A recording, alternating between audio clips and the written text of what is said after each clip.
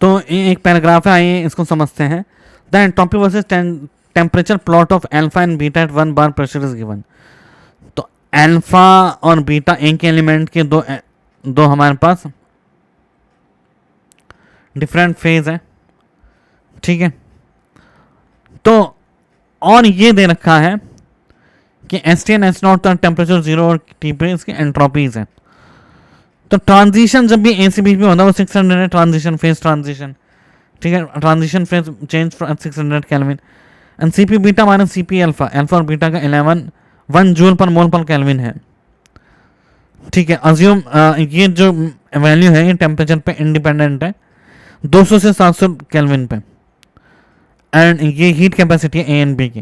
तो S beta minus S alpha बताना है हमारे को 300 केल्विन पे, एल एन 2 की वैल्यू गिवन है, और S beta minus S alpha 0 है 0 केल्विन, मतलब ये 0 केल्विन पे दोनों की एंट्रोपी, मतलब ये प्योरली परफेक्टली क्रिस्टलाइन सॉलिड्स हो सकते हैं। तो चलिए इसका कैलकुलेशंस तो कोई लेना देना नहीं है, बस इंफॉर्मेशन गिवन है। तो हमें पता है ये क्या है, ये है हमारे पास अल्फा से बीटा जब जा रहा है 600 केल्विन पे, तो ये हमारे पास है फेज ट्रांजिशन,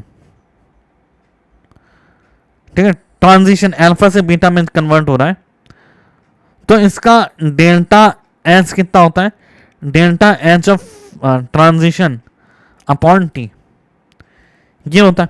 अब दोनों तरफ इंटीग्रेट करेंगे हम, तो क्या आएगा, S T minus S zero, zero से एस टी किया तो 0 से टी हुआ, ठीक है। यह आ जाएगा एस टी माइनस एस। अब क्या करेंगे हम, अभी हम वैल्यूज नहीं रख रहे हैं, ठीक है, अभी हम वैल्यूज नहीं रखेंगे, तो S T minus S zero आ जाएगा हमारे पास। अब डेल्टा एच होता है एनसीपी डेल्टा टी, तो हम करेंगे CP D T by T, हम करेंगे CP D T by T, एक मोल के लिए वैल्यू निकालेंगे हम CP D T by T. तो S alpha equals to S zero plus integration CP alpha D T by T, S beta equals to S zero plus integration CP beta D T by T.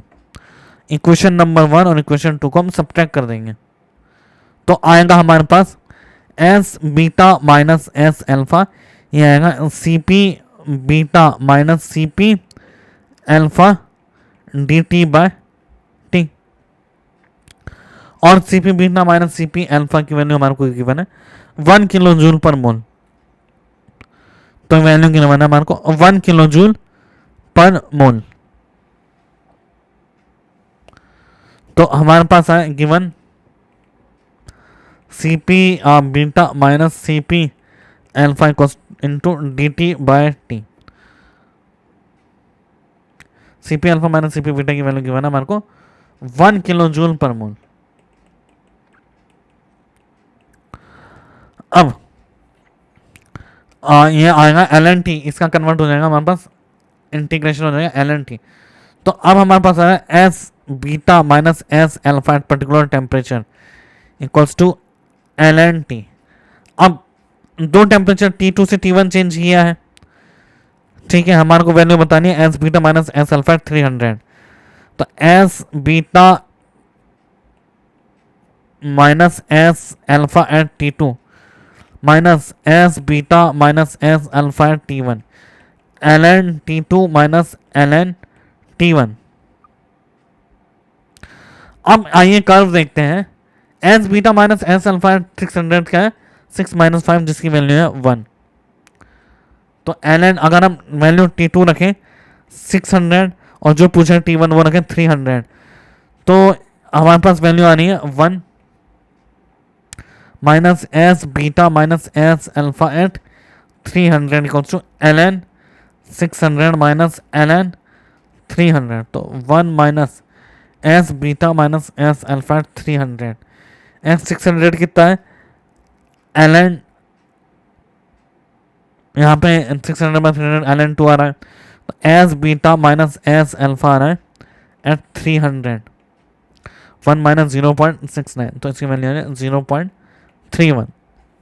तो इसकी value आ रही है हमारे पास 0.31।